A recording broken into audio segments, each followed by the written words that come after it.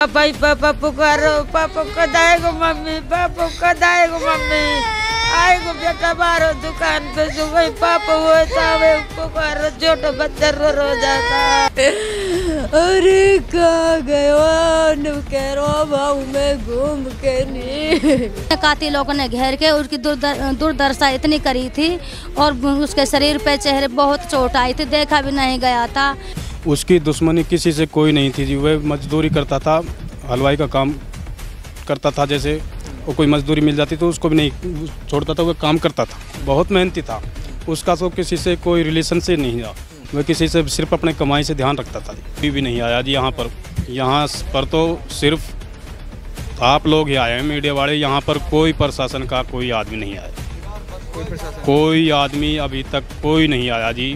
प्रशासन का मुखिया जो एक भी अगले सरकार का नुमाइंदा, कोई सरकार का कोई नुमाइंदा नहीं आया। मेवात हिंसा में एक नाम आता है जिसकी मृत्यु हो जाती है, नाम है शक्ति सिंह। आज शक्ति सिंह के हम घर मौजूद हैं।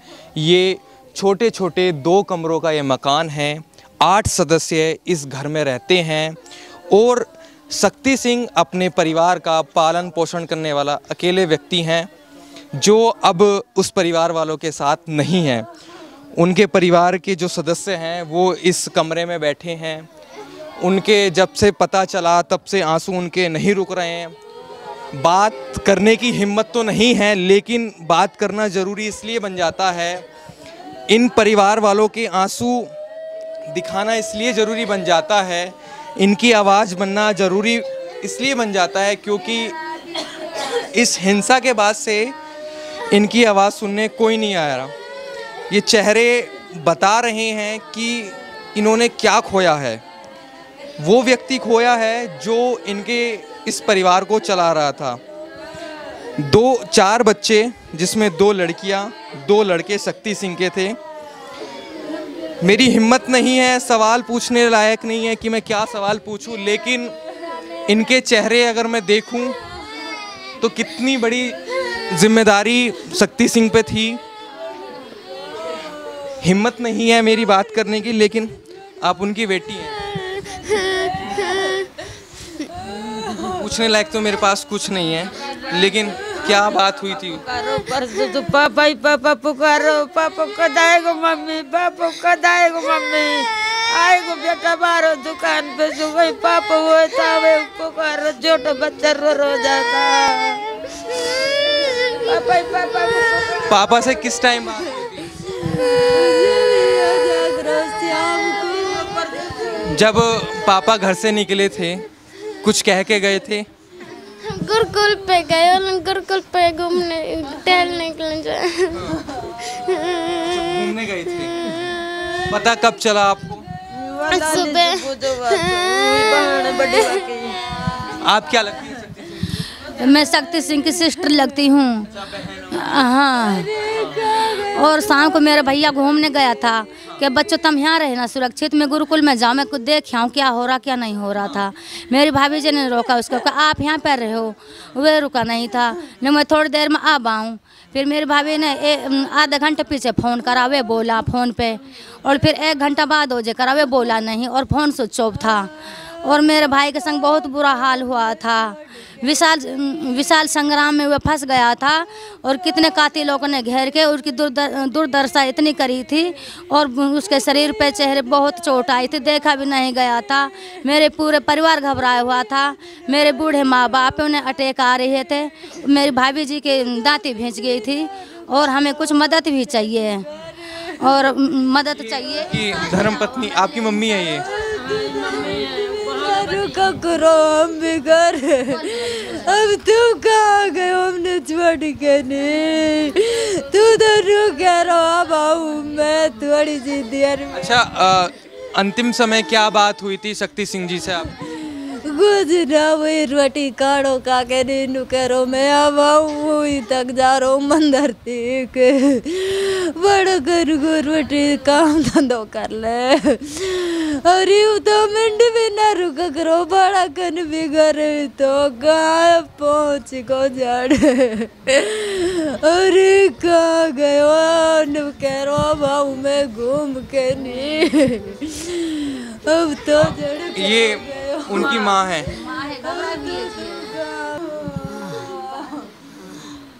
अब बात करने की हालत में नहीं है। खानो खा के और जब गया बिर के नाटरी बहू के मज्जा एक नाम गुरकल तीक जा रहा हूँ। फिर गुरकल कई में फिर तो जन कहाँ दबा लियो भाई पता ही ना है। वो जो फिर पुलिस को फोन आयो यहाँ त्यारे ओमवीर गुजर लियो। फिर ओमवीर के फोन करो तो गुरुकुल में ही गोतारी जी हमारी अकला लो। अच्छा, क्या पता चला आपको कैसे हत्या हुई, कुछ बताया? कुछ भी ना हुआ, बस खानो खा कर नुक नहीं गयो मंदिर पे। मतलब किसने हत्या की, कुछ किसी ने बताया? हाँ, पुलिस का ही फोन आया यहाँ पे तो बस कुछ भी पता नहीं किसी को भी, परिवार को पूरा को कुछ भी पता नहीं परिवार को। पुलिस आप कौन सी क्लास में पढ़ती हैं? 8वीं। 8वीं में पढ़ती हैं। आप बड़ी हैं? बड़ी बहन है? बड़ी है ये। आपसे छोटे बहन है या भाई है? भाई भाई है आपसे। ये मेरे से छोटा है एक, आपसे छोटा है? इससे बड़ा। अच्छा, तो आप 4 भाई बहन हैं और 8 लोग रहते हैं, दादा दादी मम्मी पापा और 4। दादा लखो मारो पड़ो, दादी बीपीआई में पड़ी है। दादा लखो मारो पड़ो, दादी बीपीआई में पड़ी है। 4 बच्चा है, ये चारों भी ऐसे होशियार ना है। अब वो पापा ही पापा रो रहे करते, पापा ना देख रहे, मम्मी पापा ये ला, मम्मी पापा ये ला। अब भाई कहाँ जुलान बेटा पापा है। ये उनकी छोटी बेटी है। क्या नाम है आपका? महक। महक। मेरा सवाल ये है कि शक्ति सिंह जी का क्या कसूर था कि उनको मौत के घाट उतार दिया? इस परिवार का क्या कसूर था जो आज जिनके आंसू मैं देख नहीं पा रहा हूँ? मैं भावुक हूँ, सवाल मैं भूल गया हूँ, कोई सवाल पूछने लायक नहीं बचा हूँ, क्योंकि ये आंसू सब कुछ बयां कर रहे हैं। कोई पूछना, कुछ समझाना, कुछ बात करने की हिम्मत नहीं है। इनके आंसू, इनकी आंखें सब कुछ बयां कर रही है। जो लोग अपने कमरों में बैठकर इस मेवात हिंसा की तस्वीरें देख रहे हैं वो एक बार ये सच्चाई भी देखें कि एक छोटा सा परिवार इस छोटे से कमरे में 12 बाई 12 का ये कमरा होगा, इसमें रह रहा था। हंसती खेलती ज़िंदगी चल रही थी, लेकिन आज वो ज़िंदगी कहाँ चली गई? इन बच्चों के सिर से इनके पापा का साया उठ गया। पूरा परिवार सदमे में है। उनकी माताजी, वो उनकी हालत ख़राब है, तबीयत बिगड़ी हुई है उनकी। ये उनकी माताजी हैं, ये इनकी इधर धर्मपत्नी हैं, इनकी तबीयत ख़राब है, इनकी हालत ख़राब है, बात नहीं करना चाहती हैं, कुछ कहने के लिए नहीं है, सिर्फ़ और सिर्फ सरकार से गुहार कर रही हैं। देखिए, अभी आप देख सकते हैं इनका पूरा हालत ख़राब है और जो बाहर सदस्य हैं इनसे बातचीत कर लेते हैं एक बार। आंसू सब कुछ बयां कर रहे हैं, सब कुछ आपको नज़र आ रहा होगा। अम्मा इधर बैठी हैं, इनसे बात कर लेता हूँ। अम्मा, आप क्या लगती हैं शक्ति सिंह जी की? बुआ। आप बुआ लगती हैं? हाँ। आपको कब पता चला ये सब? हमको तो जब पता चला, जब घणो दिन चढ़ी आयो, जब 6-7 बजे पता चला। हाँ, 6-7 बजे। अच्छा, तब से कोई पुलिस सुरक्षा या मतलब कुछ यहाँ पे कुछ नहीं है? कुछ नहीं आया। सरकार का कोई नुमाइंदा कोई आया नहीं है? ना, कोई आश्वासन नहीं दिया? ना कोई ना दिया। कोई सुरक्षा की वादा नहीं किया? ना, कुछ ना। वहाँ तो पता ही जब चलिए, हमें तो जब 6-7 बज गए जब। अच्छा, व्यवहार कैसा था शक्ति सिंह जी का? मतलब हंसमुख थे, किसी से दुश्मनी? ना, हंसमुख सब हंसमुख रहे। वहाँ को तो कोई हुई ना हो, लड़ाई झगड़े को तो कोई हुई ना हो, मतलब ही कोई लड़ाई झगड़ा नहीं ना, खूब बढ़िया रहे ना। लेकिन फिर भी ऐसा क्या हुआ, मतलब क्यों हो गया? यूँ झगड़ो हो रहा ना वहाँ पे गुरुकुल पे, वहाँ से मंदिर के हैं, वहाँ से गुरुकुल के हैं। तो वो कौन थे करने वाले? यही है मुसलमान। अब नु कहाँ पर तो किस किस को नाम बताएं उनमें। मुसलमान ही वहाँ झगड़ो हो रहा जैसे नुक नहीं घेर लियो, भाई को मार गए, भाई रहे हो गुरुकुल पे। वाक मार देखने के मार गयो, रास्ता में घेर लियो, वहाँ से सरपंच ने भगा दिए वो, फिर जाने कहाँ रास्ता में कहीं घेर लियो, फिर यहाँ बाट देख रहे आएगो बाट देख डाक। अच्छा, यहाँ पर कोई और मिलने चिलने भी नहीं आया इनके परिवार वालों को? कोई सरकार की तरफ से या पुलिस प्रशासन की तरफ से कोई सुरक्षा का वादा? ना, कुछ नहीं, कुछ नहीं ना।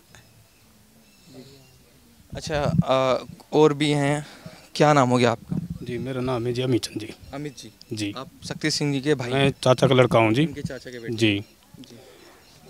तो सवाल ये है, दुश्मनी किसी से तो नहीं? उसकी दुश्मनी किसी से कोई नहीं थी जी। वह मजदूरी करता था, हलवाई का काम करता था जैसे, और कोई मजदूरी मिल जाती तो उसको भी नहीं छोड़ता था, वह काम करता था, बहुत मेहनती था। उसका तो किसी से कोई रिलेशन से नहीं था, वह किसी से सिर्फ अपने कमाई से ध्यान रखता था जी, बिल्कुल। और शाम को वह 31 तारीख को शाम को अपने भाई से मंदिर पे मिलने के लिए गया था। उसका छोटा भाई मंदिर पे पढ़ाता है, तो यहाँ से वह गया था। यहाँ पर वो रास्ता जाम तो हो ही गया था, दंगाई 3 से 4 से दंगाई थे, मंदिर को घेरे हुए खड़े थे। हमने समझा था वह चले गए, हम यहाँ पर 3 ही बचे थे, बाकी सब मंदिर पे थे हमारे। तो वह दंगाइयों के बीच में फंस गया, हमें मालूम नहीं था। हमें तो मालूम जब पड़ा था सुबह, जब मांडी खेड़ा से फ़ोन आया था। उसमें रात घर नहीं? हाँ जी, सारी रात घर नहीं आया था। जब हमारे पे मांडी खेड़े से फ़ोन आया था, जब हम वहाँ पर गए थे डेड बॉडी देखने के लिए, वह हमारा भाई था, तो हम वहाँ पर चले गए थे। हमें तो पूरी रात पता नहीं चला था, उसका फ़ोन था स्विच ऑफ। तो हम सुबह जब पता चला तो हम अपनी डेड बॉडी को वहाँ से पोस्टमार्टम करा के जब लाए। शरीर पे कुछ निशान वगैरह? शरीर पर उसके पाँव में निशान थे, यहाँ से यहाँ पर ये कोई धारदार से या सरिया से या कोई कुल्हाड़ी से यहाँ से गहरा जख्म क्या था उसके सर में, बुरी हालत से। कुल मिला के यहाँ पर ऐसी जो कोई चक्कू है या मतलब कोई सरिया है ऐसा दिया था उसकी धारदार से, मतलब उसकी मौत हो गई। वाकई अकेले सदस्य थे, मतलब कि परिवार का पालन पोषण करने में अकेले सदस्य थे, बड़े मेहनती लड़के थे, जी जान लगा रखी थी कमाने में, बच्चों को परवरिश करने में, बच्चों को पढ़ा रहा था। 8वीं में पढ़ रहा था, 7वीं में पढ़ रहे एक लड़का। तो उसका बहुत सपना था, बच्चों को बहुत सपना था। क्या सपना था? मतलब बच्चों को कुछ बनाएगा, लेकिन दंगाइयों ने उनको मार दिया, उनका सपना अधूरा का अधूरा रह गया। बच्चे क्या बनना चाहते थे? बच्चों को वह टीचर बना था, कुछ तो उम्मीद थी उसकी, बच्चों को बढ़िया शिक्षा दे रहा था वो, ऐसी कोई बात नहीं है। लेकिन उस दंगाइयों में ऐसा आ गया, उसका कोई कसूर नहीं था जी, उसको कोई रिलेशन ही नहीं थी, मतलब कोई ऊंची आवाज़ में किसी से बात नहीं की जी। आज तक उसकी लड़ाई का कोई रिकॉर्ड नहीं है जी, किसी से कोई बात कर ले, मतलब वो तो अपने काम पे से जाता था, काम पे से सीधा सट घर आता था। अच्छा, बच्ची मतलब उनकी लड़की टीचर बनना चाहती? बच्ची टीचर बनना चाहती थी, उसकी बड़ी उम्मीद थी, लड़की की भी लड़कों को भी अच्छा पढ़ा रहा था जी, वो कोई ऐसी कोई बात नहीं थी। लेकिन क्या करें जी, अब सपना पूरा होगा? सपना पूरा अब क्या होगा जी, कोई कमाने वाला रहा नहीं जी, 4 बच्चे हैं, कोई आयकर का साधन नहीं है जी। हम क्या मांग करते हैं? सरकार से मांग करते हैं जी, इनको कुछ आर्थिक मदद दी जाए इनके लिए। अब बच्चे हैं, 4 बच्चे हैं, कच्चे मकान हैं, उनकी कुछ सुविधा बन जाए तो बेहतर है।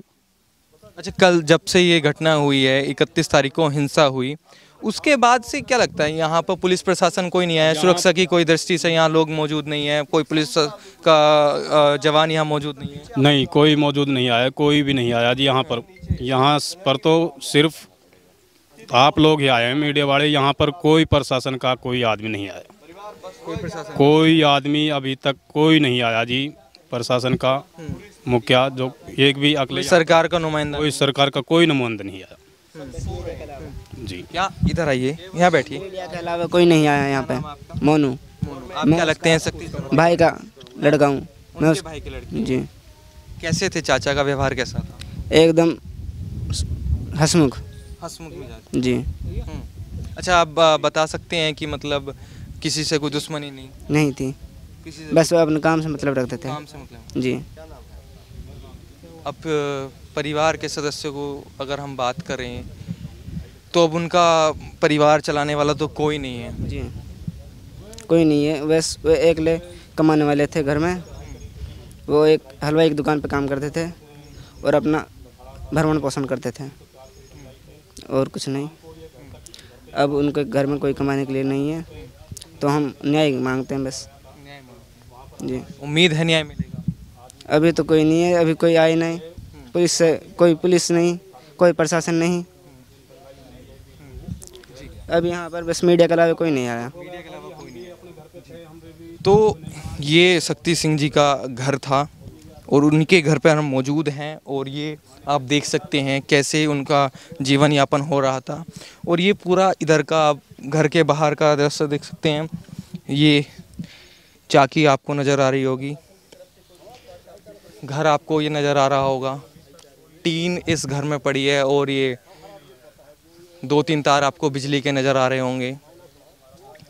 लिंटर का घर भी नहीं है, पक्का मकान भी नहीं है।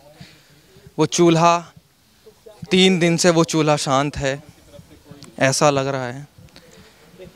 ये आपको दिख रहा होगा, ये चूल्हा शांत है। बात क्या करें, सवाल सब भूल जाते हैं जब ऐसा दृश्य आप देखेंगे। आपको नज़र आता होगा, इन परिवार के आंसू आपको दिख रहे होंगे। इस पूरे वातावरण में, इस पूरे चारों तरफ आपको जंगल जंगल नज़र आ रहा होगा। 3-4 परिवार ये आपस में भाई रह रहे हैं। ऐसे में एक सवाल ये है कि जो मीडिया वाले वो ये दिखा रहे हैं कि एक चाचा की, एक मुस्लिम चाचा की दुकान को जला दिया गया, उनका रोज़गार छीन लिया गया दंगाइयों द्वारा। उनसे मेरा सवाल है, उन पत्रकारों से मेरा सवाल है कि क्या उनको शक्ति सिंह जी नज़र नहीं आते? क्या उनको उनके परिवार का दुख नज़र नहीं आता? क्या उनको ये नज़र नहीं आता कि अब इस परिवार का पालन पोषण कौन करेगा? उनकी लड़की को टीचर कौन बनाएगा? क्या उनको नज़र नहीं आता?